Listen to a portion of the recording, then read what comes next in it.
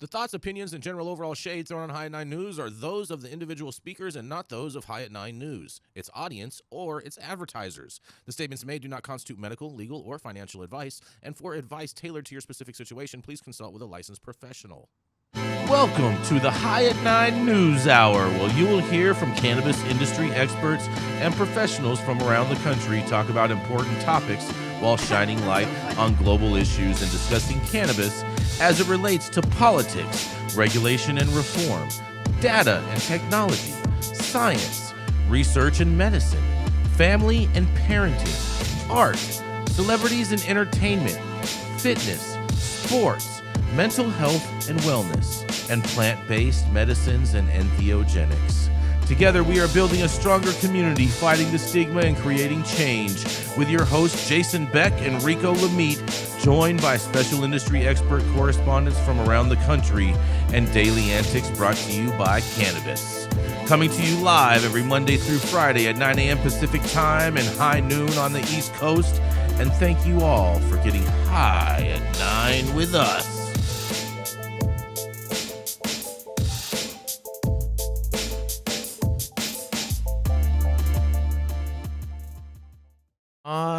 Yeah. Good morning, guys. That's right. It is Friday, September 27th. Today is National Gay Men's HIV Awareness Day. It's also National, it's also National Day of Forgiveness. National Scarf Day. It is kind of chilly outside, you know. It is. Baby, it's cold outside. Not yet. Mm-hmm. It's also National Brave Day. National Corned Beef and Hash Day. Man, I love that. Sounds corned good. Beef and hash. Yeah, it does. So, Mathieu St, Germain, you're going to love this. It's National Crush a Can Day for all you recyclers out there.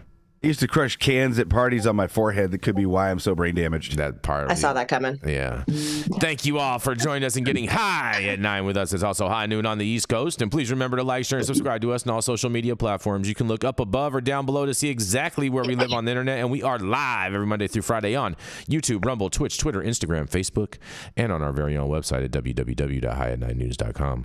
So thank you all for joining us no matter what platform you all are joining us from. But coming up first, that's right, it is Miss Jenny Beth Dills. Rico is still out. He is not feeling well, so hopefully he will be back on Monday with us, you guys. But that's right. It is the girl with that southern twang that loves to tell you a thing or two about yourself and so much more. She's the founder of Kind Cannabis, as well as Justice Served, a 501c3 working on criminal justice reform. That's right, is none other than Miss Jenny Beth Dills. Hey. All right. Good morning. So I'm filling in for the dope dad again. Anything dope dads can do, dope moms can do better. Oh, boy. I'm kidding. Oh, we miss Rico a lot, so hopefully he feels better. I know, but he can't yell at me because his throat hurts. So he'll get me back. Don't worry. I know he will. We love you, Rico. I hope you feel better soon, buddy. So speaking of parenting, let's talk about the kids, because there's some important issues that are being brought up around the cannabis usage by children who are under 21 years of age. So recently at East Surrey High School, Charlotte Reeves, the Prevention and Administrative Services Manager for the Surrey County Office of Substance Abuse and Recovery, unveiled a new drug education initiative called Resist the Influence. This program is aimed at ninth graders across Surrey County, Elkin, and Mount Airy city schools. And it's designed to inform students about the dangers of substance use in a non-judgmental way. Throughout the week, students engaged in discussions covering various topics from mental health to the impacts of alcohol and cannabis. On Thursday, Charlotte focused specifically on marijuana, highlighting how its use can affect young and developing brains. She explained that while many teens might experiment with cannabis for reasons like stress relief or curiosity, the consequences can be significant. Simple experimentation can lead to lower grades and reduced likelihood of graduating, she warned, emphasizing that the brain continues to develop until around the age of 25. Charlotte elaborated on how THC, the psychoactive component in cannabis, can impair memory and learning by affecting crucial areas of the brain like the hippocampus and cerebellum. When THC enters the system, it makes it more difficult to learn and remember new information, she explained. This is especially concerning for students who participate in sports, as it can slow down their reaction times and diminish performance. Reeves also addressed the confusion surrounding marijuana legality. She reminded students that even in states where it's legal, users must be 21 or older. As Charlotte wrapped up her session, she encouraged students to think critically about the choices they make and the potential long-term effect on those choices. Now, normally, I would say boo dare, but this is not a dare program. And as a mom, as much as I encourage cannabis use in adults, both, for whatever reason you want to use it for, I do understand that the brain is still developing. And so for non-medicinal uses in children, there can still be some less than desirable effects. And also we, leave that up to the parents, but I'm actually happy to see an education program that's doing it in, quote unquote, a non-judgmental way. I think, when you try to scare kids, you make something more attractive and they want to do it more. But I'd love to hear what my fellow correspondents have to say, especially Dr. T. Glad to see him this morning. I'd love to get his medical opinion on the developing brain and cannabis use. Thanks, Jenny. Morning, everyone, or afternoon, wherever you are. This is an interesting topic, and Dr. Goldstein and I, Bonnie Goldstein and I, had a podcast on Future Cannabis Project about especially adolescents and cannabis use. It's hard for me to generalize because I've seen so many adolescent patients who have benefited from cannabis use. And so to me, I really like to approach it on a case-by-case basis. In terms of general knowledge for folks, that's critical. Knowledge is power, and studies like these are about bringing more information to the population. But I have seen people with developing brains, and I've heard people with developing brains who have used cannabis early on in their lives and have gone on to be high-level academics, doctors, PhDs, after using cannabis. So what would happen if I convinced them to stop using cannabis? Would they still be as successful, or did the cannabis play a role in their success, maybe by reducing anxiety so that they can study more and focus more? So there are positive benefits to it. And so these generalized studies where they talk about it slows the developing brain is a generalized study. It doesn't speak to the individual. And so I will approach every individual as unique. Fascinating. I agree with you, Dr. T. I think it's on a case-by-case basis because we do know there are a number of kids that have different ailments that do benefit from cannabis. But I do agree as a general overall thing that kids should wait to be adults before they start consuming cannabis. But I know I'm a bad example at the same time. I started smoking when I was like 13, and I was probably like the last one in my trailer park to like most of my friends that grew up in my trailer park, they started smoking weed around 8 or 12 years old. Yeah. I mean, I started smoking at 12, and I'd like to think I'm a highly functioning adult most of the time. I mean, as a mom, my son's 11. I don't want him smoking anything, cigarettes, vapes. I just don't want him smoking anything. Like, his lungs are still developing. His brain is still developing. I'd like for him to just hold off on that. But, also being involved in treatment of children who had severe epilepsy and things like that, I've also seen cannabis allow them to function as closely as possible to their peers. So, maybe kids for recreation should play sports instead or something. Right, and we also need to point out that the facts that the legalization of cannabis has not increased in that demographic group. It's increased in all other demographic groups, but not in the adolescent demographic groups. So making it more accessible and sharing knowledge about it doesn't seem to get more people using it, more teens using it. So that's an interesting. Yeah, no, I totally agree with that, Dr. T. 100%. This is ironic, you guys. I only smoked weed one time in high school. Are you serious? Yeah, totally. So you're making up for last time. I was mostly in with the jocks. Hold on, but when you were in high school, bro, that was like before Christ. That was before weed had actually evolved. Yes, that's what I'm saying. You were only giant mushrooms, smoking thickets, and you know what I mean.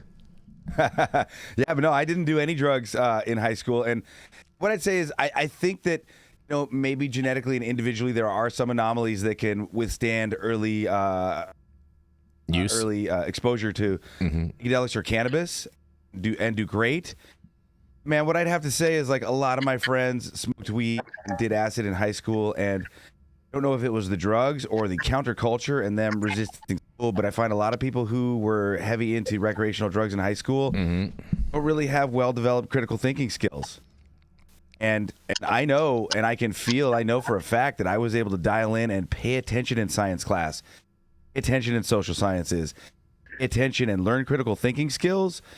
And really order and organize my brain, and there was plenty of time for me to do drugs later, as I think I've proven. Is the drug use in high school why I can't pick a good man? Maybe that affected that. You know what? Hey, that might be part of it, Jenny Beth. That may be part of it. You know what I mean? I mean, what's clear is the intention. I mean, if you're using cannabis to party, to escape, to not, develop yourself, then you're not going to develop yourself.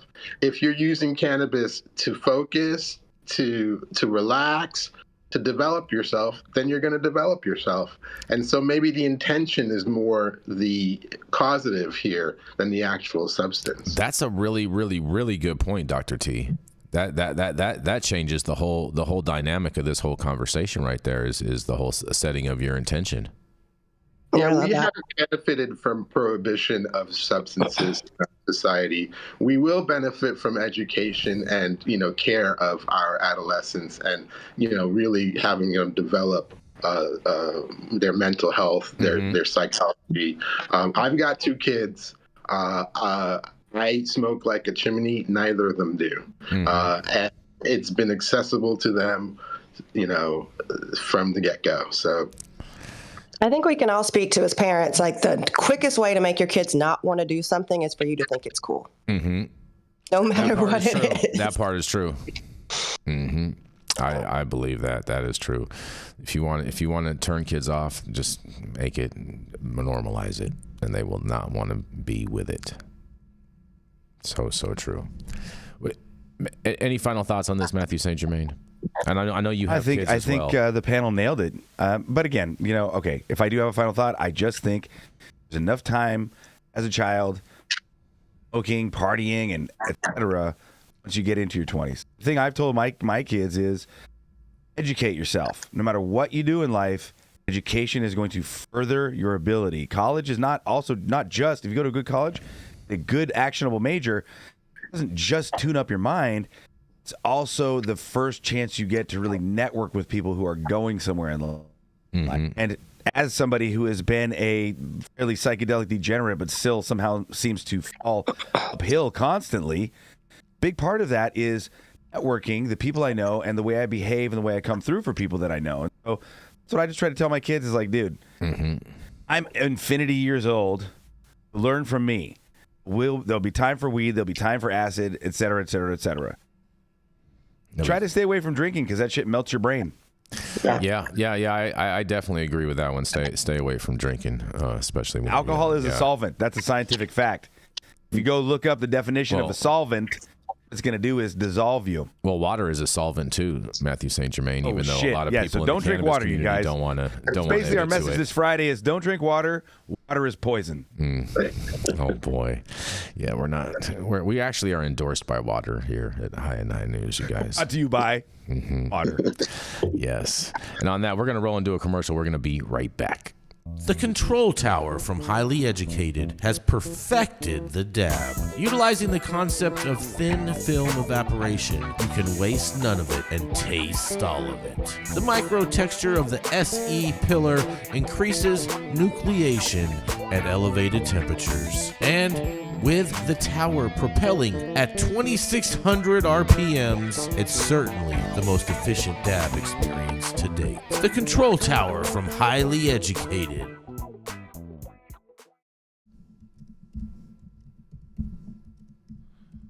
And we are back.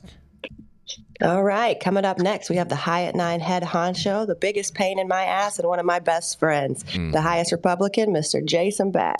Oh, yeah. Good morning, you guys. Happy Friday. We finally made it through this week, you guys. Man, oh, man, and man, do I have a humdinger for you guys. Yes, that's right, because Cheech and Chong, that's right, they are suing California over the new marijuana regulation. That's right. Cheech Marin and Tommy Chong, best known for their comedy duo Cheech and Chong, have filed a lawsuit against the California Department of Public Health and over newly enacted regulation prohibiting hemp products with any detectable THC. The lawsuit was submitted by representatives of Cheech and Chong's Cannabis Co. alongside the U.S. Hemp Roundtable on Tuesday, September 24th, a day after Governor Gavin Newsom's emergency ban on hemp-derived THC products went into effect. It seeks to overturn Assembly Bill number 45, which outlaws any detectable amount of the psychoactive compound THC or other intoxicating substances, including Delta-8 THC, found in consumable cannabis and hemp products, such as dietary supplements, food, beverages, and pet food. Newsom emphasized that the regulation is intended to curb the psychoactive effects of hemp products, particularly to protect children from their dangers. And a quote says, "We will not sit on our hands as drug peddlers target our children with dangerous and unregulated hemp products containing THC at our retail stores," Newsom said in a press conference on September 6th, noting the products are often sold in convenience stores near schools. And an additional quote says, "We're taking action to close loopholes and increase enforcement to prevent children from accessing these dangerous hemp and cannabis products," he says. Lawyers for Cheech and Chong, whose 1970s stoner movies are now considered cult classics, contended that the emergency regulations overreached the intentions of AB 45. Introduced by the state's health department earlier this month, the rules would also restrict hemp product purchases to those aged 21 and older. In a quote, "Significantly, at the core, the department's emergency regulations is a provision that goes far beyond the limits contemplated in AB 45 to ban all hemp products unless they contain detectable levels of THC," the lawsuit states. "This draconian regulation alone will essentially devastate an emerging industry that consists largely of small business owners. It's akin to requiring candy to stop containing sugar." Oh, man, that's interesting. Plaintiffs in the lawsuit include Cheech and Chong's Global Holdings, Juice Vita, Blaze Life, Bolt Runners, Lucky to Be Beverage, and Sunflora. Other companies have also voiced opposition to the regulation, and AB 45 was established back in 2021 to create a regulatory framework for the hemp industry. Newsom argued, however, that the existing regulations did not adequately prevent minors from accessing intoxicating hemp products. In a quote, "In the industry, there's full responsibility for not policing itself for the proliferation of these intoxicating products that are hurting our children," Newsom said at the press conference, where he displayed hemp products marketed to children, including gummies and beverages. Them beverages again. The lawsuit claims the governor acted beyond the boundaries of California law to issue the ban, causing potential losses in the millions of dollars for cannabis companies.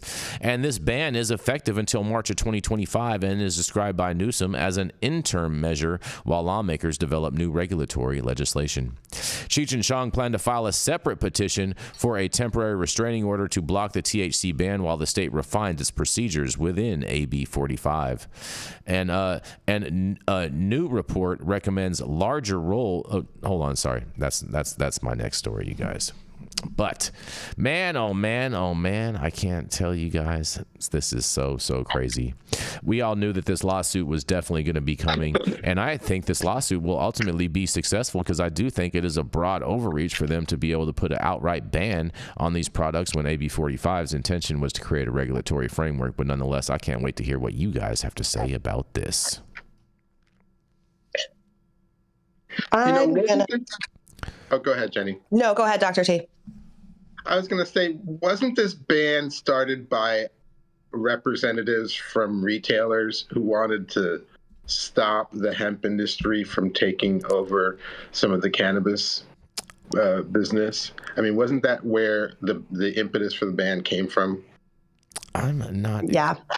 I mean that and protect. They felt there's unfair competition. So this started with work from CCIA. Is that what we're saying? It was UC. I don't know these acronyms. Yes, CCIA is the state trade organization for cannabis. They were retail. supporting it. Yeah, and to me, it's like, listen, competition is competition. Stop prohibition. Prohibition is bad. Here to Cheech and Chong for going after these guys. It's a good business move anyway, but we've been under prohibition for so long, and shame on those who are in this industry for using prohibition rather than competition. Get your laws changed if you don't like them, but don't change this one. Yeah, I mean, there's an easier way to deal with this than an outright ban, right? Yes, true. Do I want my son going to the gas station on the way home from school and grabbing a 10-pack of, boner pills and THC gummies? No, I don't. Chews. But there are ways to shut this down. You know what I mean? There are ways to regulate and make someone show an ID, just the same way he can't walk into a liquor store and buy a 6-pack of beer on the way home. There are ways to make sure that they put testing regulations like every other product that's ingestible that's on the shelf. There are ways that we can control this without an outright ban. I think shame on you guys for pushing a ban on something just because you're failing. I'm so sick of, especially in California, hearing the whole market scream and cry about how they're a victim because they can't sell and make money and boo, boo, boo, I had to turn my Tesla in. Sorry, it sucks. Straight up. And that's been the biggest cries have been from shop owners who, were always claiming to be representative of the culture and the patients. The moment you see this, anything pointed at their pocketbooks, all of a sudden they start snitching, running to city councils, looking for bans, etc. But again, this is just that same crew who came into weed to make money, not for the love of the plant. And you just watch them as they founder and flounder because of what's going on. And I have always been involved with cannabis because of my love for. Have made money at times from cultivation and sales because we all have to eat food, and no matter what any of us do and what stands we try to take, because we're caught in this capitalist system, unless you want to live on BLM land and habits and forage and live in a debris hut, going to have to compromise a little bit and these things. I don't fault anybody for making money off of cannabis, provided that love for the plant is preeminent. The love for the plant, the sharing, the inclusion of other people in the culture. All these people, I say it every time, I'm like a broken record. 90% of these clubs all jumped in when all of a sudden you weren't going to catch a prison sentence. Their uncle had a shop. They wanted to make a bunch of money by taking advantage of cultivator. Since the 215 model, all we watch is quality and price. I rolled down the drain. I might suggest growing better weed. I'll tell you this much. I think it should be just simple. Just a 21 years over. Boom. Make it easy. All of these stores can card people, and then you can go after the shops that don't card them, just like they would go after liquor stores or 7-Elevens if they're not carding for cigarettes or for alcohol and that, and just kind of just call it that. It's an easy way to enforcement because they're never going to clear all these products off the shelves in all these stores throughout the country. Or even in California. Yeah, but there's no evidence that the emergency is even happening.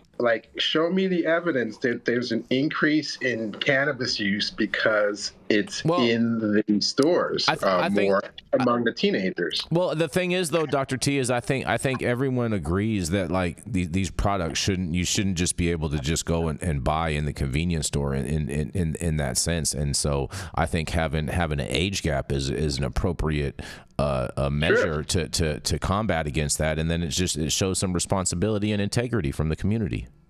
No, 100%. Cool. Yeah.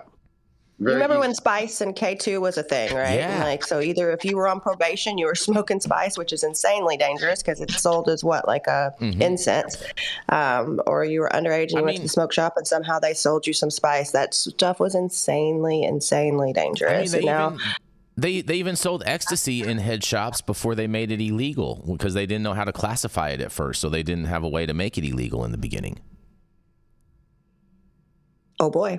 Just saying, you guys. I think there's way more dangerous things in those boner pills and blue chews that we're going to find in those little shitty hemp gummies. Fair enough. Did we lose Dr. T? Did he? I see his square on our feed, but I don't see him. Yeah. And they tested, in fact, not to go too far sideways, but they tested a bunch of those gas station boner pills and found not just sildenafil and other actual, boner medications, but different steroids, experimental steroids, and all kinds of weird shit. Don't eat anything from the gas station, man. Maybe one of those apples or bananas, but other than that, just get out of there. I don't want. Do you want gas station hands on your apples and your bananas? I'd honestly, for me, I travel, I'd rather starve. If I can't find, I'll look for a Whole Foods or a natural food market to buy some berries, like some jerky or some smoked salmon. If I can't find anything, I don't eat fast food. I don't eat gas station food. I'd rather starve. The thing is, if you don't eat, then your body eventually starts pushing out stem cells. You're healing yourself instead of killing yourself. I had a conversation about you yesterday and your love for the natural grocer in your area. I'm all about it. And in all fairness, his grocery store is pretty nice. I've been grocery shopping up there. Shout out to Oliver's, you guys. Four locations, maybe even 5 in Sonoma County. I call them Grandma Oliver's because of all their fresh cooked food, man. Organic salads. I just for real at Oliver's. Hey, shout out to Peasy. Since we lost Dr. T, I'm pretty sure he'll be coming back. We're gonna roll right into you, Mr. Mathieu St. Germain. He is the immortal one that has traveled the earth for thousands upon thousands of years and still wears some of the same sandals back then that today, when he's frolicking around with all of the wizardry and merry men. That's right. It is none other than Mathieu St. Germain. Your brother Jason. Oh, Dr. T. It's in time, Dr. T. Oh, I have a story that looked like news, but it might be a little bit more of some rumors, but it's still going to spark a great talking point. And I looked up another article to kind of follow up on it. Silicon Valley CEOs quit their jobs after taking psychedelic drugs. Name's viral post, and those last 3 words are pretty important. Again, somehow I slept through my alarm. I was dreaming I was in Croatia with my friends, having this really weird rental car, so it was a whole thing for me. Austin Allred revealed that 8 Silicon Valley CEOs quit their jobs after psychedelic experiences, 4 appearing happier post-resignation. Psychedelic drugs have been used for centuries in various cultures for spiritual and healing purposes. Recently, there's been renewed interest in their therapeutic properties, particularly when it comes to mental health and self-exploration. People who have tried psychedelic drugs, such as psilocybin, found in magic mushrooms, and DMT, found in ayahuasca, report altered states of consciousness that can lead to profound introspective experiences. In fact, psychedelics can have such an impact on one's mental state that some people even make major changes in their lives after a trip. Like the 8 Silicon Valley CEOs who apparently quit their jobs after taking psychedelics. This anecdote about the 8 CEOs was shared on the social media platform X. Austin Allred, the San Francisco-based CEO and founder of Bloom Tech. Of the Silicon Valley founders I know who went on some of the psychedelic self-discovery trips, almost 100% their job as CEO within a year. Be random anecdotes, but be careful with that stuff. Allred advises ex-followers. Yes, this does sound a little bit like one of the people I know say, or some people say, kind of a trip. So, advise with caution. But at the same time, I would say it is quite possible for this type of stuff to happen. And we have a little bit of a reaction here. I'm just going to read a few of the Twitter comments. One user says, I guess there's some pretty significant selection bias because leaving a business you're co-founder of is so scary. Some of them wanted to leave, but were too scared, and so did a self-discovery trip, possibly as a way to propel themselves. That's at least the common story I hear. And then another person says, ayahuasca is insane because it appears one of the most legitimately dangerous drugs with the potential to gigafry your brain. It is exclusively taken by little turbo normies who unironically want to internalize trauma and basically get one-shotted by it. I don't really agree with that. This is the response that I think points what may be the truth of the story. Being a CEO is meaningless if other parts of your life are not fulfilling. This becomes quite obvious when you have deep and sometimes traumatic experiences on psychedelics.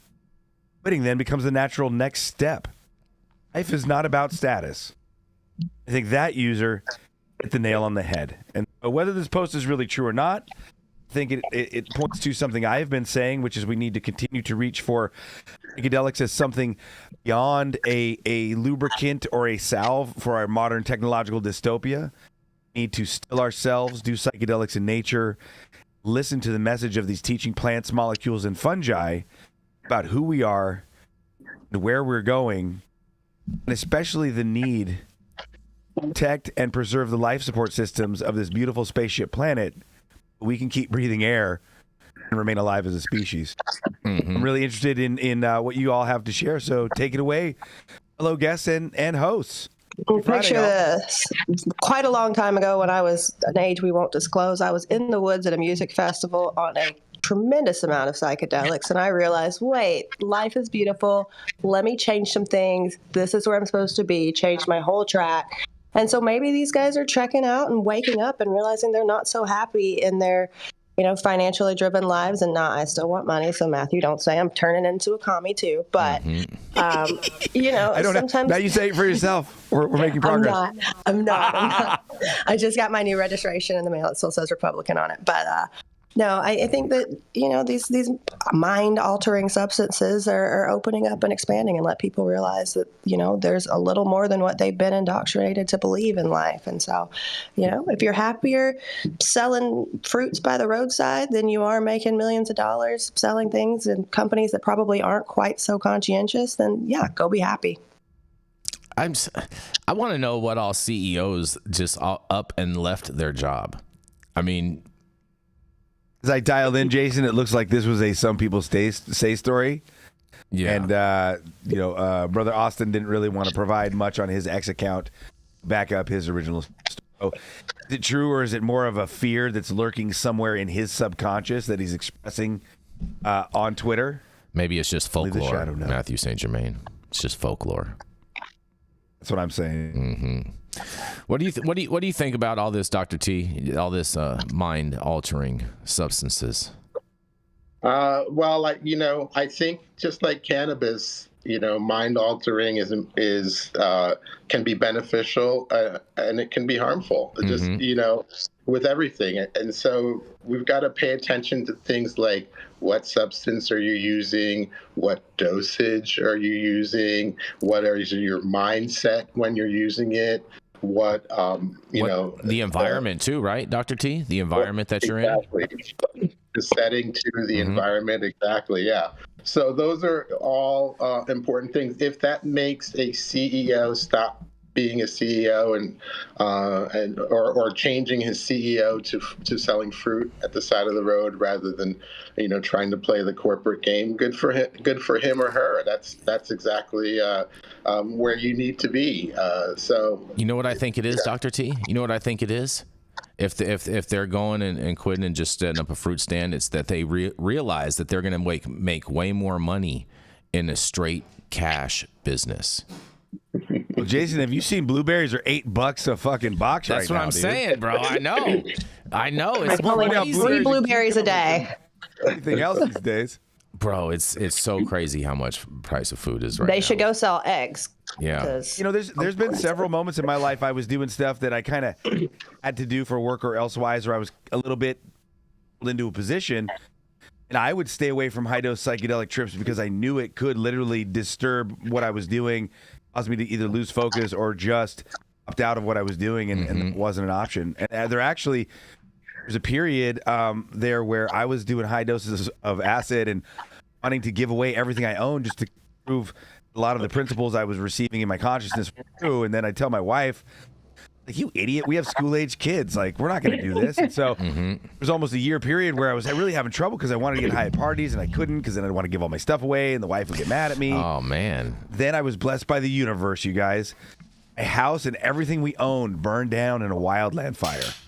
Oh, and boy. It was amazing because myself and the kids and the dogs were all out.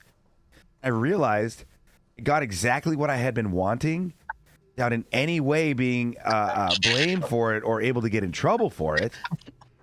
And then the most beautiful thing was our friends and community, totally had us because of the way that we have lived our life.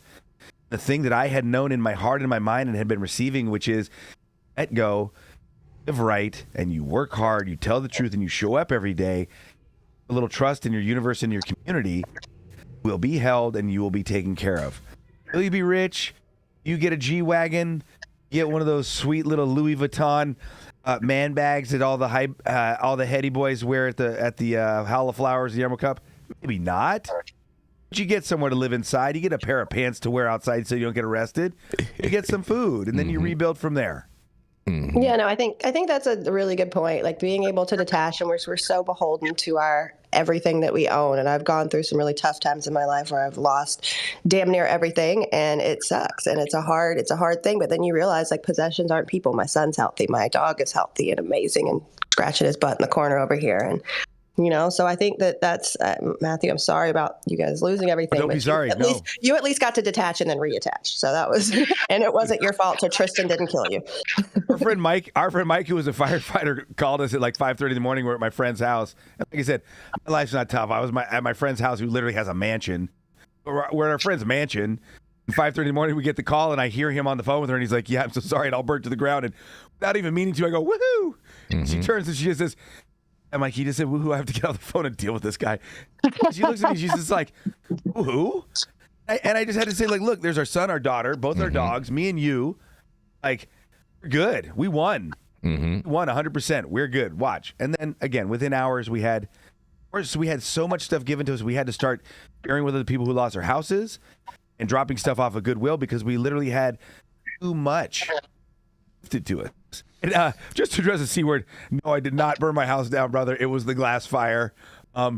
If I had the choice, I would still keep all my stuff because, dude, I had probably a $250,000 music studio set up with all vintage music equipment. I could cry about it forever. And I was only renting, so I had renter's insurance. Well, if anybody wants to send me a vintage 72 Fender Rhodes piano, I will gladly accept it from you. 88 keys, though. Don't bring me that 70 key bullshit. Before we go in a spiral of sadness, we're going to roll to a commercial, and we're going to sadness, back. You guys get over it. He said woohoo. I'm Cole Preston, and today I'm at Blue Island Beer Company for the premiere of my mini documentary on legalization policy in Illinois.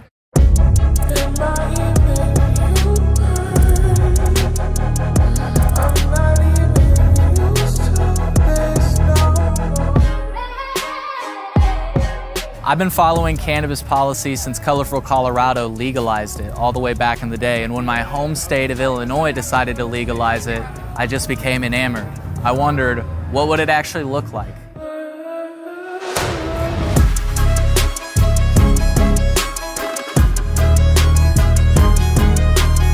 If you'd like to see how Illinois fell short in achieving meaningful reform in their cannabis policy, you can watch my mini-doc now at colememo.com/mini-doc.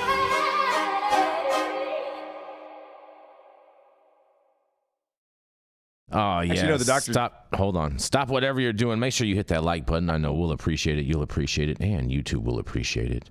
Also, make sure you subscribe to the channel if you're not subscribed already. And all of the articles that we cover on today's show, you can find on our website at www.highat9news.com. And make sure that your calendars are marked for Friday, October 18th. We are going to have the abstract scientists here after the show, immediately following the show, doing a whole Q&A with breaking out their whole new research and science. And so make sure you guys are going to want to check that out. I just ordered the summertime strawberry salad when added steak on top here at Anna's. Make sure you do the same thing too next time you're in downtown Long Beach. Come on down and check out Anna's joint on the 400 block of Pine Street. They have amazing selection of beers, foods, and when you come down here to Anna's, you can even challenge me to a game of shuffleboard if you want to lose.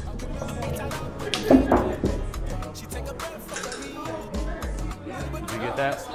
So, next time you're in downtown Long Beach on Pine Avenue, make sure you stop by Anna's Joint on the 400 block. Not only do they have Anna's Joint, this restaurant and bar, but they also have the amazing deli next door, and then next door to that they have a very exotic flower shop. You may want to stop by and say hi.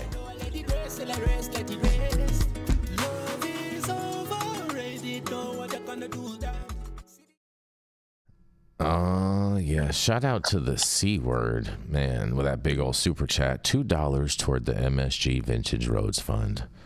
Thank you so much, the C word. Good looking out. Look at that. My $2, Jason. Look at that. Look at that. Well, you know, you need to Venmo me right now. YouTube takes a chunk out of that, so you know what I mean.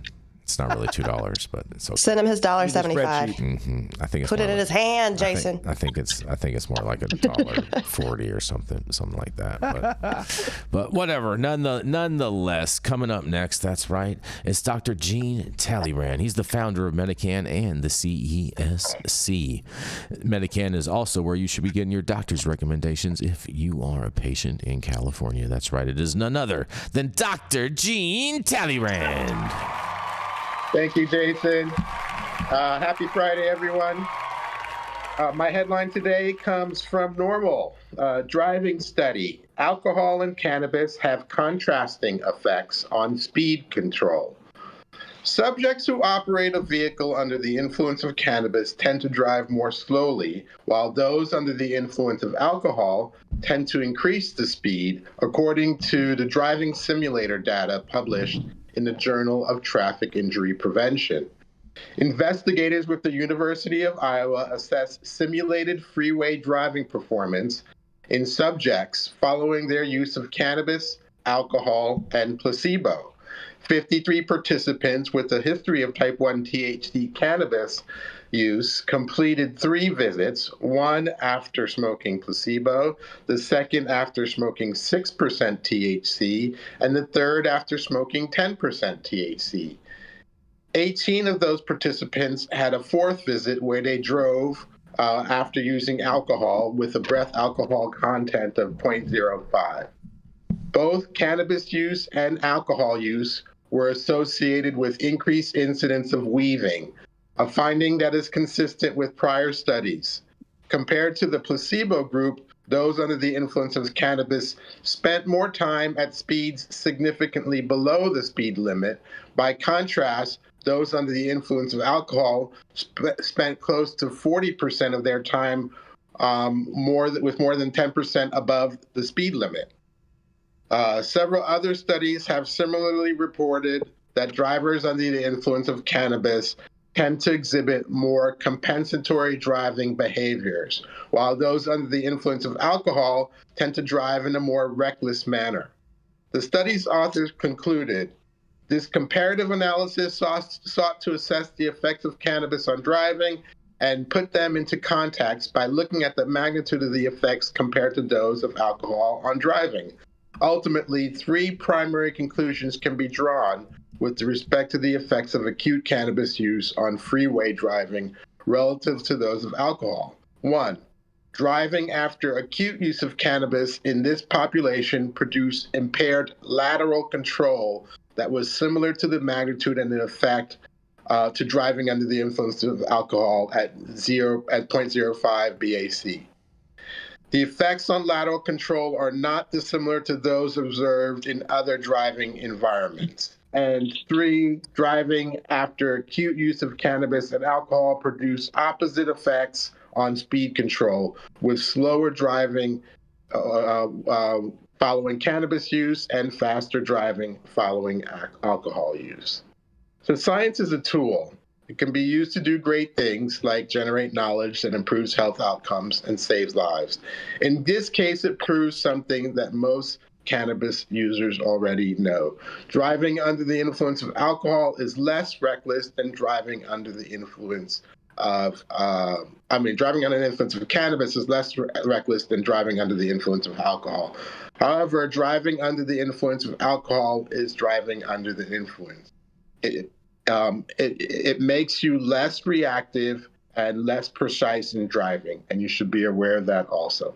So this is Dr. Jean Talleyrand with High at 9 News. Has anyone ridden with Jason Beck? I'm efficient, Jenny Beth. I'm an efficient driver. I believe in efficiency, and I believe in pole position because I don't like getting slowed down by cars that don't take off fast enough.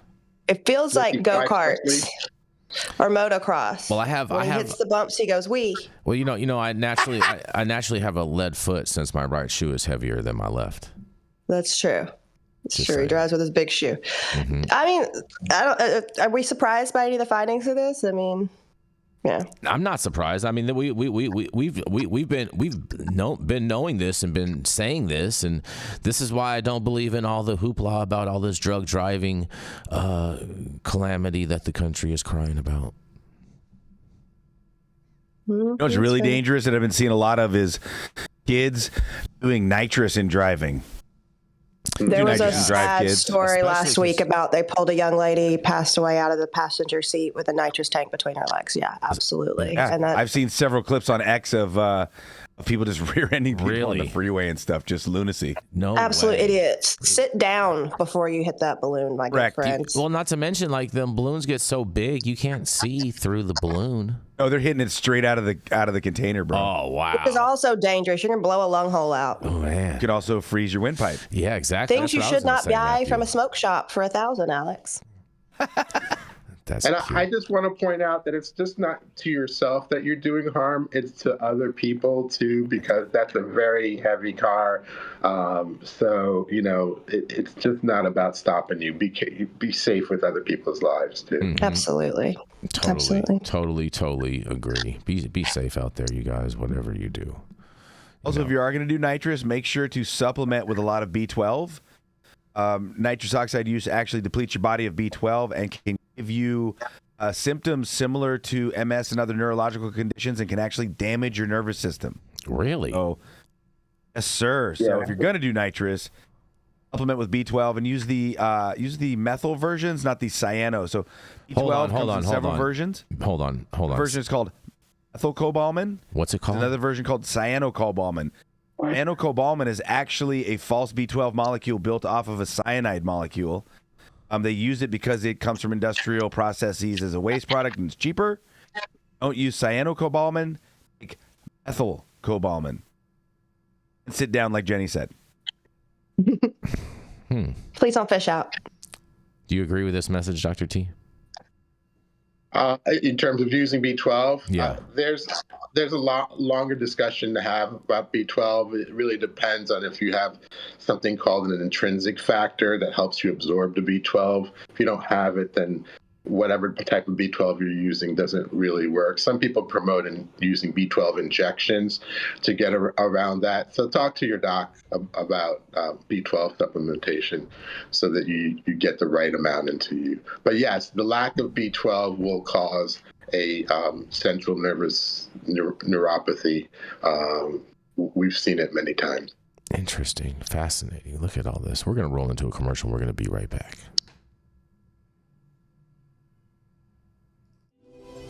I'm Jason Beck, and this is Smoky Vanilla. And if you want to feel as good as I look, then you need to get a stretch and smoke with Smoky Vanilla.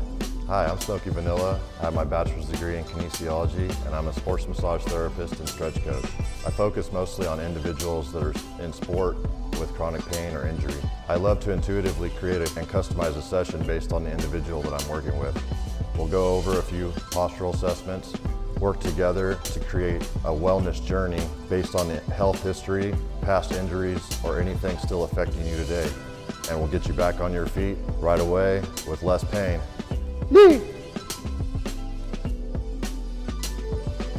We're about to stretch, and then we're gonna smoke, because we're gonna get on our stretch and smoke. If you want to feel as good as I look, then you need to come on down and get a stretch and smoke with none other than Smoky Vanilla.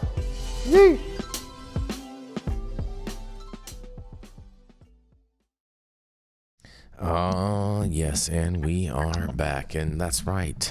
She's back for just a little bit more. It is none other than Miss Jenny Beth Dills. Yay. 2 claps for me. All right, so back to hemp, and Cheech and Chong, you guys might want to expand that lawsuit a little bit because we got an important update from Capitol Hill regarding hemp products and synthetic THC. Senator Ron Wyden from Oregon has introduced a new bill called the Cannabinoid Safety and Regulation Act. If passed, this legislation would establish a new federal agency under the FDA known as the Center for Cannabinoid Products.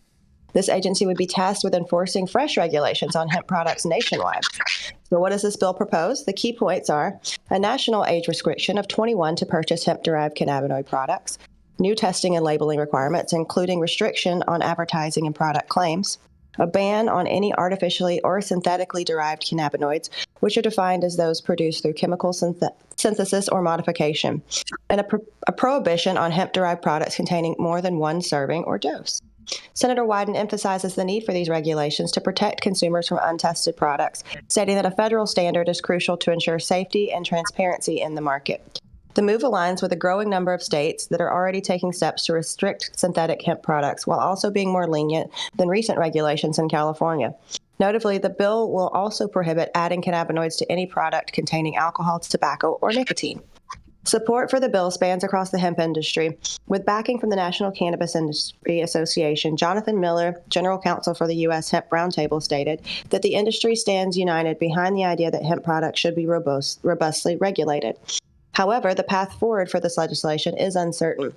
With Congress facing political gridlock and backlog of bills, it remains to be seen if this proposal can gain traction before the new lawmakers take their seats in January. The current Congress has passed the fewest laws in decades, and more complex issues like this one often get sidelined. While the 2018 Farm Bill legalized hemp production, it inadvertently opened up the door to a new market for intoxicating hemp-derived products. So this is interesting. Stay tuned. I think that we'll definitely see more on this coming, and I think that it's really interesting that it's coming out of Oregon, because who knows hemp better than Oregon? Throwing it back to you guys for your comments. Well, not just that, but Senator Ron Wyden is one of the champions on this bill. He's a senior senator over there on the committee that's dealing with the Farm Bill, and he's previously stated that he had no intention of rolling any of the progress that already has been done with this Farm Bill, rolling it back. So it's interesting to see him introduce this, and then with some type of changes, apparently. So is it possible that he's considering the loopholes maybe not progress, but an oopsie? Well, but previously he said he considered it all progress. Oh, well. And so, you know what I mean? He may have switched his position a little bit on that, or maybe found some new type of information. Maybe he's drawing the line. Maybe he's drawing the line, Jason. Maybe he's just drawing the line on synthetic versus not synthetic. If it's natural, it's all good. If you've done something to alter it, then it's a problem. Yeah, I mean, hemp was one of America's main cash crops, right? We had the Declaration of Independence was written on it. No, that's not true. So I think, well. That's not true. Okay. Well, we'll double check. But anyhow, maybe you got the wrong document. But anyhow, I think rolling back and trying to fix some of the issues that the Marijuana Tax Act created is progress, right? But I think that opening up these loopholes for people who are maybe not so scrupulous, who are very cash focused and not focused on what they're producing that people are going to put into their bodies is definitely not progress, and that should be addressed. Mm-hmm. Any thoughts on this, Mathieu St. Germain? The United States government made hemp illegal in 1936, and then reversed themselves during World War II and made farmers who had holdings over a certain amount of acreage, I think it was 100 acres, had to, by law, in fact, grow 5 acres of hemp. Until the U.S. won the war, at which point they made it illegal again. Good job, America. Good job, America. Good job, America. Good job, America. All right, well, you guys, speaking of the federal government, I have one for you guys. And this kind of coincides. Hold on, we got to scroll it down just a little bit. Thank you.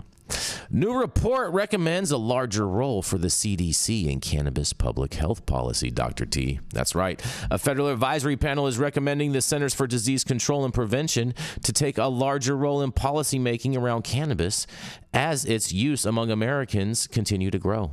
A report issued Thursday by the National Academies of Sciences, Engineering, and Medicine outlines several recommendations for the CDC regarding how the agency can get more involved.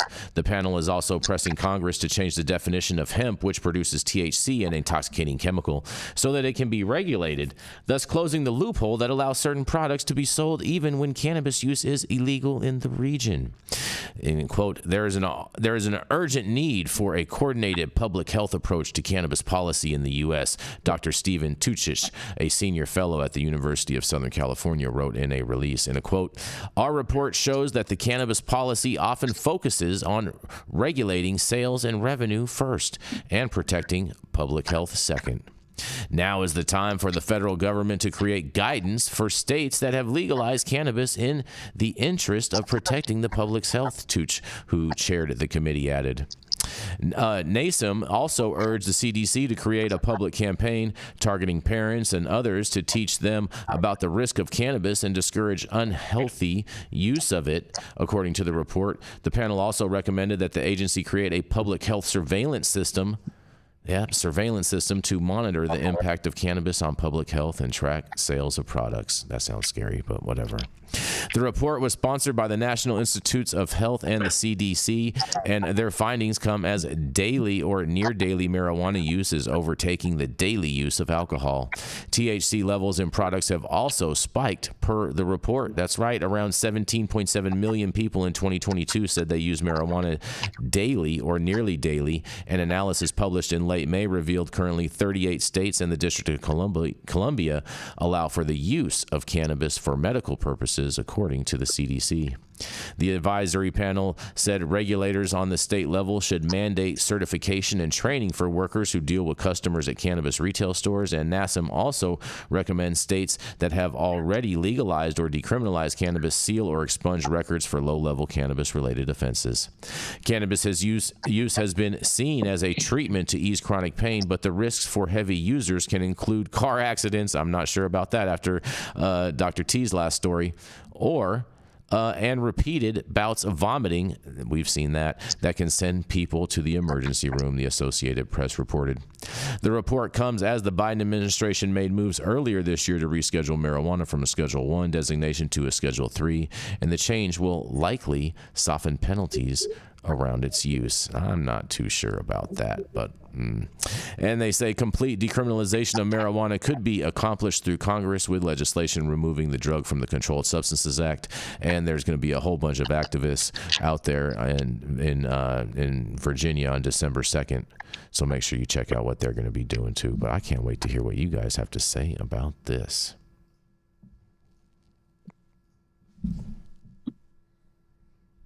Crickets? You're going to have to wait because we're not saying anything, are we? You're not. I agree with the surveillance. I just don't like when they make laws without evidence. Mm-hmm. Maybe it's the scientist in me. And so there's all these assumptions like high THC is bad for you. There's no proof that high THC is bad for you. They're using correlations that are not showing causative. And so let's back off. Let's watch people use high THC and see what happens. Mm-hmm. And the other one that I don't like is judging potency just based on THC. We all know that potency is more, that the plant is more than THC. It's THC, at least THC and CBD are doing a dance together in the plants. And there are 3 types of cannabis. Type 1, type 2, type 3, regulate it that way. If you don't want people using type 1, then call it what it is, type 1, which is a ratio of THC to CBD, not just a level like 0.03% or whatever it is that they're using. Yeah. Very, very, very well. Very well. Man. Any thoughts on this, Matthew? I really disagree with the doctor on this, and would dial in even more so to the plant should just be descheduled and freed up. Mm-hmm. This is like, use broccoli, but cauliflower can't be sold at the broccoli store. You can only get cauliflower at Target. And then broccolini, you can only get that at very small Italian mom and pop grocers. It's just ridiculous. It's a plant. And I'd like to see more and more people using the plant for more purposes. Really, when we get to hemp, I just want to keep kicking people in the ass, man. We need hemp for food, hemp for fiber, for fuel. Mm-hmm. We need hemp bioplastics that are compostable and non-toxic and that don't leach synthetic estrogen into our water and food. Because they're turning the frogs gay, Jason. They're turning the goddamn frogs gay. Hemp, oh boy. Hemp for the people, Mathieu St. Germain. Little Alex Jones for you, Brother Beck.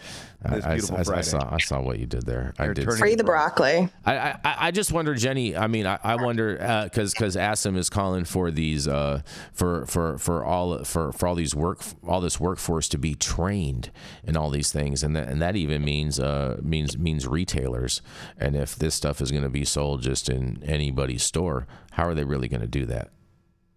I mean, that's going to be super difficult, right? I mean, it's same way that they do with OSHA. You have to have one person on your property who has taken a 30 to 40 hour, whatever, OSHA certification course, and they kind of are the blanket expert for your little situation there. But I think I don't have a problem with wanting to train people who are providing medicine. I don't have a problem with making sure that our bud tenders are able to do something other than say, this is fire because they gave me a T-shirt and a lanyard last week. Mm-hmm. You know, I'd like to see more education, because at the end of the day, we're either helping or hurting people. And we want to make sure that we're able to make claims that aren't just based on, this is the highest ticket item in the store, let's buy this one, it's the best. Mm-hmm. Fair I do have a question for you, Jason Beck. Well, okay, sure, shoot, go for it. What's your favorite hemp beverage? I don't have a favorite hemp beverage because they're all trash. But I'm open to finding one. Okay, there we go. You know, Jason doesn't like bubbles, you guys. Yeah, bubbles no don't bubbles. do great No with Jason bubbles. Beck. So. Bubbles are no bueno. Not at all. Bubbles do not work, bro. It's not a good thing. What about the small bubbles like Topo Chico? Nope. None of that stuff. You know what I mean? We just shake those up and spray them on people like champagne. Oh boy. Yeah. Very close to a Me Too moment, my friend. We did it again. Stop it. And on that note, we're going to roll right out today. Anyways, thank you all for joining us and getting high at 9 with us every Monday through Friday at 9 a.m. Pacific and high noon on the East Coast. Big thank yous to our audience and supporters for tuning in daily and listening to the insanity that is the developing cannabis industry. Huge thank you to Catalyst for always helping us keep the lights on over here. And thank you to our correspondents for being absolutely, truly amazing. Thank you to Cannabis Sativa L for giving us a reason to do all this, and thank you to Cloud Media Partners. Adam in the building today. Oh yes, and thank you all for tuning in and joining us and getting high at 9 with us. We are America's #1 daily cannabis news show.